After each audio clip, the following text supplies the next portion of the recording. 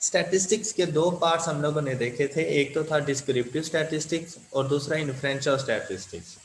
तो बेटा descriptive statistics में कलेक्शन ऑफ डाटा और इन्फ्रेंशियल स्टैटिस्टिक्स में analysis of data.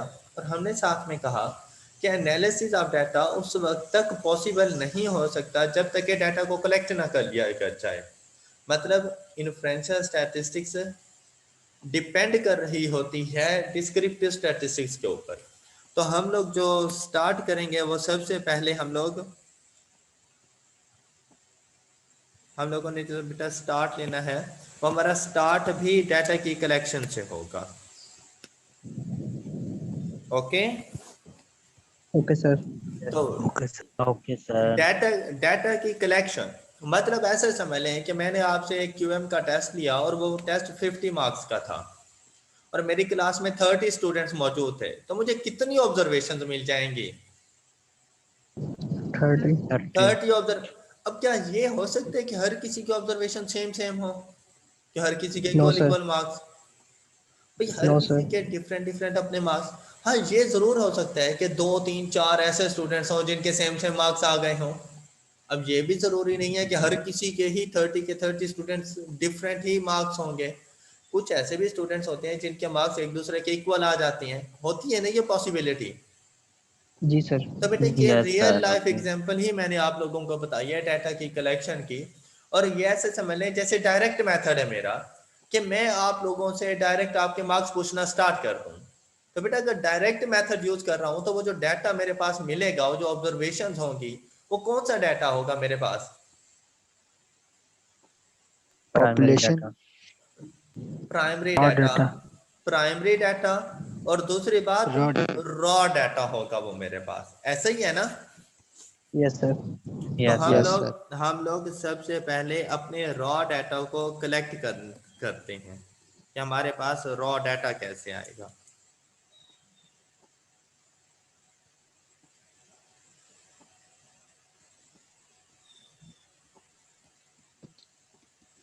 Raw data हम लोग डिस्क्रिप्टिव स्टैटिस्टिक्स में डाटा की कलेक्शन, समराइजेशन और क्लासिफिकेशन पढ़ने के लिए जा रहे हैं। तो रॉ डाटा से मुराद है कि मैंने अपने स्टूडेंट से 50 मार्क्स का टेस्ट लिया था, तो उनसे मैंने उनके मार्क्स पूछना स्टार्ट कर दिए। तो हर कोई, अब क्या ये पॉसिबल है कि वो मुझे तमाम मार्क्स अरेंजमेंट की फॉर्म में बताएंगे कि पहले जिसके मार्क्स सबसे कम है वो बताएगा, फिर उससे ज़्यादा वाला, फिर उससे ज़्यादा वाला, या वो different no different sir. Values होती हैं? Different yes sir. डिफरेंट। जी। तो रॉ डाटा हमारे पास किस तरह से आएगा कि मैंने जैसे ही मार्क्स पूछना स्टार्ट किए तो मुझे मार्क्स कुछ इस तरह से मिले। 30, 23, 29, 40, 47,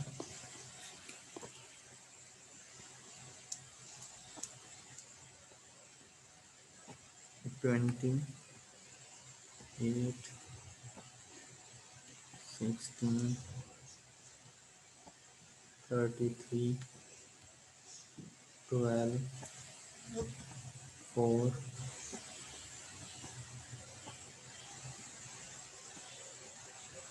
30, 47, 41, 8, 30, 23, 12, 15,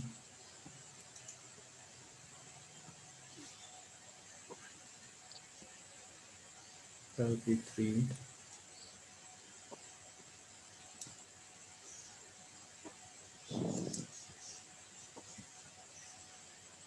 18, 35, 27, 16, 12, 13, 4, 8, 20, and 35 जी। 30 वैल्यूज कंप्लीट हो चुकी। Yes, sir. अब देखें, ये डाटा हमने खुद कलेक्ट किया, अपनी क्लास में से कलेक्ट किया, डायरेक्ट मेथड यूज़ किया, तो इस डाटा को हम लोग रॉ डाटा कहते हैं। ये हमारे पास रॉ डाटा है। क्या हमने इसके ऊपर किसी किस्म का कोई प्रोसेस अप्लाई किया है? No, sir. क्या इसके ऊपर किसी किस्म का कोई प्रोसेस अप्लाई किया हम लोगों ने? जब इसके ऊपर No, किसी sir. किस्म का कोई प्रोसेस अप्लाई नहीं किया, तो हम इस डाटा को कौन सा डाटा कह सकते हैं? Raw data. Unprocessed. Unprocessed data. Unprocessed data. Unprocessed data. अच्छा, अब हमने इस डाटा को खुद से कलेक्ट किया है, तो हम इसे क्या कहेंगे? कौन सा data? Primary data. Primary data.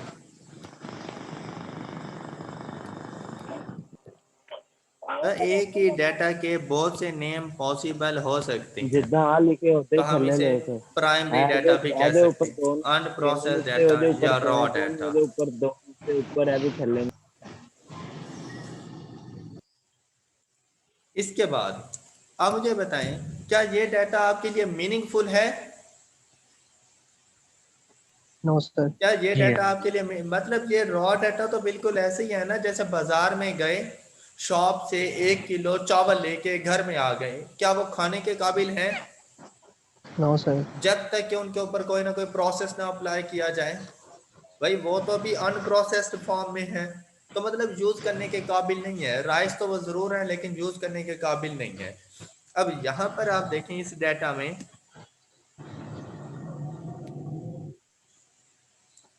इस डाटा में देखें, और अगर मैं आपसे ये कहूँ बेटा बताएं मेरी क्लास में कितने स्टूडेंट पास हैं, 50% वाला अगर पास हो, तो आप क्या करेंगे? आप फर्स्ट वैल्यू से, फर्स्ट ऑब्जर्वेशन से लास्ट ऑब्जर्वेशन तक तमाम तर ऑब्जर्वेशंस को देखेंगे, और फिर देखेंगे कितने 25 से अबव हैं, कितने 25 से बिलो हैं, कितने पास हैं, कितने फेल हैं, फिर जाके आप मुझे बता सकते हैं। अदरवाइज आप मुझे इंफॉर्मेशन नहीं दे सकते। मैं आपसे पूछूं 40 से अबव वाले कितने हैं, फिर भी आपको फर्स्ट से लास्ट ऑब्जर्वेशन तक जाना पड़ेगा। तो ये बड़ा हेक्टिक सा काम है, बहुत थका देने वाला। मैंने तो जस्ट 30 ऑब्जर्वेशन लिखे, और प्रैक्टिकल लाइफ में अगर देखें तो हमारे पास इन थाउजेंड्स ऑब्जर्वेशन होती हैं, तो वहां से इंफॉर्मेशन लेना बहुत मुश्किल होता है। तो हम इस डाटा को कन्वर्ट करते हैं रॉ डाटा से एग्रीगेटेड डाटा के अंदर। रॉ डाटा अनप्रोसेस्ड डाटा था, तो अब इसके ऊपर एक प्रोसेस अप्लाई करते हैं, और जो फर्स्ट प्रोसेस हम इसके ऊपर अप्लाई कर रहे होते हैं वो होता है डाटा की अरेंजमेंट, कि हम लोग डाटा को अरेंज्ड फॉर्म के अंदर लिख दें, तो वो थोड़ा सा मीनिंगफुल हो जाता है। मतलब ये जैसे घर में चावल लेकर आए और सिर्फ बॉयल करवा लो, भाई बॉयल करवाने के बाद भी एटलीस्ट वो खाने के काबिल जरूर हो जाते हैं। ये अलग बात है आप ना खाओ, लेकिन खाने के काबिल जरूर होंगे। तो वो रॉ डाटा को जब प्रोसेस करते हैं, और पहला प्रोसेस उसकी असेंडिंग या डिसेंडिंग ऑर्डर के अंदर सीक्वेंस है, अरेंजमेंट है, तो आप इसको रख सकते हैं। तो आप इस डाटा की अरेंजमेंट दो ऑर्डर्स हैं आपके पास, या तो स्मॉलर टू ग्रेटर वैल्यू में, या फिर ग्रेटर से स्मॉलर वैल्यू के अंदर। तो यहाँ पे डिपेंड करता है कि आपने उसकी अरेंजमेंट क्या रखनी है, असेंडिंग ऑर्डर में रखते हैं या डिसेंडिंग ऑर्डर में। असेंडिंग ऑर्डर से मुराद होता है कि सबसे स्मॉलर वैल्यू पहले रखो, फिर उससे ग्रेटर, फिर उससे ग्रेटर, और लास्ट में सबसे ग्रेटर वैल्यू। ये आपके पास है असेंडिंग ऑर्डर। और डिसेंडिंग ऑर्डर से मुराद है कि आप सबसे पहले ग्रेटर वैल्यू रखो, फिर उससे स्मॉलर, फिर उससे स्मॉलर, और सबसे लास्ट में जाके सबसे स्मॉलर वैल्यू। तो ये होता है डिसेंडिंग ऑर्डर। तो किसी भी ऑर्डर में आप डाटा की अरेंजमेंट कर सकते हैं। तो अब हम लोग चलते हैं अरेंजमेंट ऑफ डाटा की तरफ। तो जरा अरेंजमेंट की फॉर्म में ये डाटा तो मुझे लिखवाएं, और हम लोग जो अरेंजमेंट करने जा रहे हैं हम असेंडिंग ऑर्डर में करते हैं, मतलब हम सबसे स्मॉलर वैल्यू सबसे पहले रखेंगे। तो हमारे डाटा में सबसे स्मॉलर वैल्यू कौन सी है? 8 4। 4 और 4 कितनी मर्तबा है? 2 times 2 टाइम्स है, तो आपने 4 को 2 टाइम्स लिखना है। उससे इससे ग्रेटर वैल्यू हमारे पास 8 है, और 8 हमारे पास 3 टाइम्स मौजूद है। तो आपने 3 टाइम्स 8 को लिख देना है। अब 8 से ग्रेटर वैल्यू बताएं कौन सी है हमारे पास? सर 12 8 से ग्रेटर वैल्यू 12। अब जी सर। जो वैल्यूज इवन के आप लिख लें, आप उसको जरा कैंसिल भी कर सकते हैं। इस तरह आपके पास कैलकुलेशन करने और वैल्यूज ढूंढने में थोड़ी सी आसानी हो जाएगी कि ये वैल्यूज आपने फिर से नहीं देखनी। तो इसके बाद 12 है। 12 कितनी टाइम्स है? 3 1 टाइम्स। टाइम, ये 2 टाइम और ये 3। तो 3 टाइम्स आपने यहाँ पे 12 लिख देना है। अब ऐसा नहीं है कि 12 3 टाइम्स रिपीट हो रहा है तो आप यहाँ पे 1 टाइम लिख देंगे, ऐसा नहीं है, वरना वो number of values, number of observation कम हो जाएंगी। तो आपने डाटा के मीनिंग को चेंज नहीं करना, सिर्फ उसको मीनिंगफुल बनाना है जी। 12 3 टाइम्स हमने लिख दिया। अब 12 से ग्रेटर वैल्यू 15 15 कितनी टाइम्स है? 1 टाइम।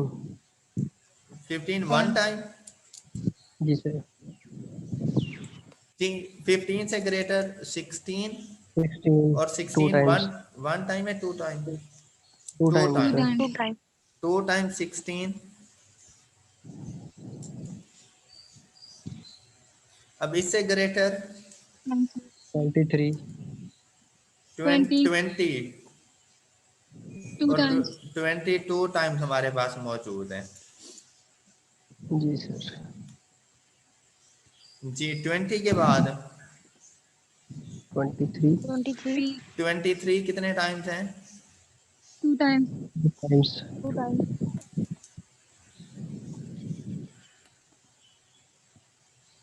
जी नेक्स्ट बताएं।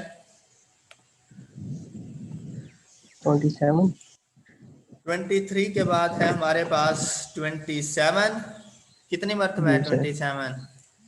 1 टाइम। 1 time. 1 time 27 1 time. जी। 27 के बाद 29 1 29 1 टाइम जी सर। Yes, जी। sir. 29 जी। अब बताएं नेक्स्ट। 30 है 30. Sir. 30 3 3 time. times. 3 times. No, sir. 4 times. Sir. 4 times है सर। 4 टाइम्स। 4 टाइम्स जी 30।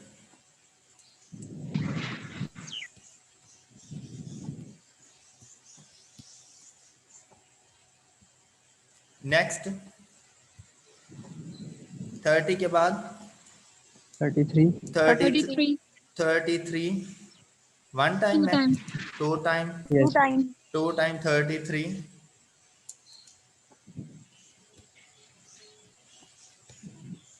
Next value 35 35 35. और 2 टाइम्स। 35 हमारे पास 2 times. 2 टाइम्स। 2 times.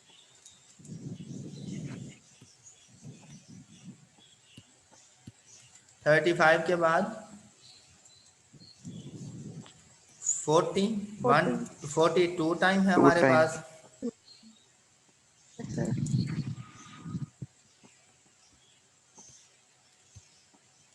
इसके बाद 41 1 time and then 47. 47. 47 2 times. in 1 time 2 time अच्छा अब आप लोग देखें, अब रॉ डेटा देखें तब भी आपके पास 30 वैल्यूज थी, और आप अरेंजमेंट ऑफ डाटा देखें, क्या number of values, number of observation में कोई फर्क पड़ा?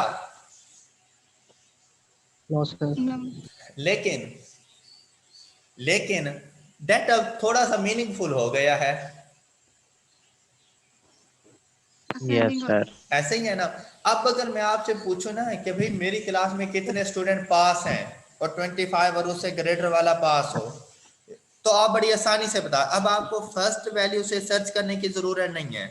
अब आप कहां से सर्च करेंगे? जब आपको अरेंजमेंट का पता है कि grade smaller to greater value है, तो आप लोग कहेंगे यहां से यहां तक के तमाम स्टूडेंट को काउंट कर लो, तो इतने स्टूडेंट पास हैं। अब अगर मैं आपसे पूछूं कि 40 से ग्रेटर वाले कितने, अब इजीली आप मुझे बता सकते हैं कि आप 40 और 40 से ग्रेटर के लिए ये वाली वैल्यूज बता देंगे। अब आपके लिए काउंटिंग बहुत आसान हो गई है, मतलब डाटा थोड़ा सा मीनिंगफुल हो चुका है आपके पास। Right yes right. सर। अब देखें, आपने इस डाटा के ऊपर कोई ना कोई प्रोसेस अप्लाई कर दिया। Process Yes, apply sir. कर दिया तो ये Yes, sir. रॉ डाटा किस में कन्वर्ट हो गया है? Arranged Aggregated. or meaningful है.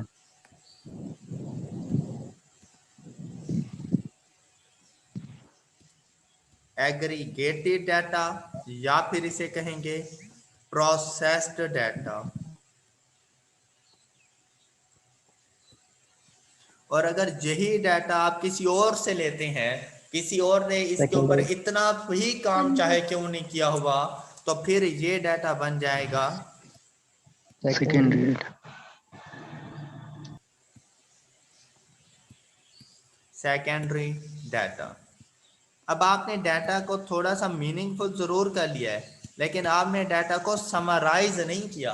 समराइज करने का मतलब होता है कि थोड़ा सा शॉर्ट में लिख देना, थोड़ा सा कम करके लिख देना।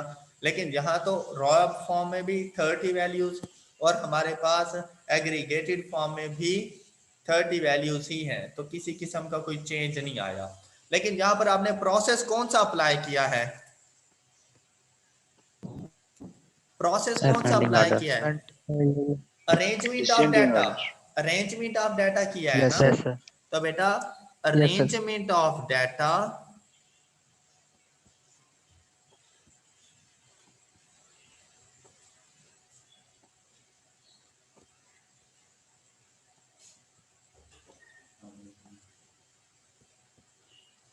in ascending or descending order.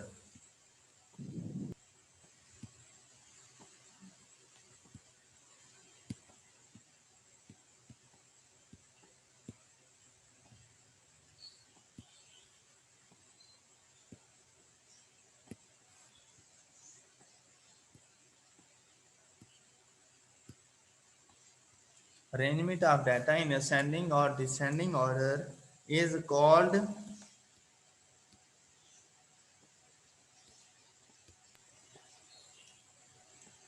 array of data. Is called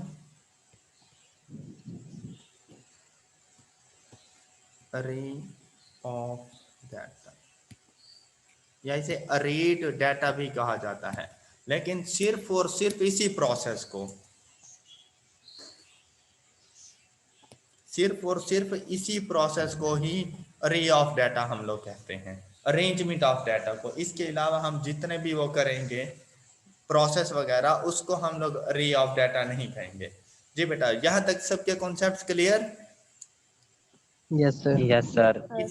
किसी ने कुछ पूछने? Sir, जी जी। सर असेंडिंग और डिसेंडिंग के अलावा कोई अरेंजमेंट हो सकती है? नहीं नहीं बेटा, इसके अलावा और क्या अरेंजमेंट करेंगे? बस यही 2 अरेंजमेंट्स होती हैं। जी, किसी और का कोई क्वेश्चन? No, sir.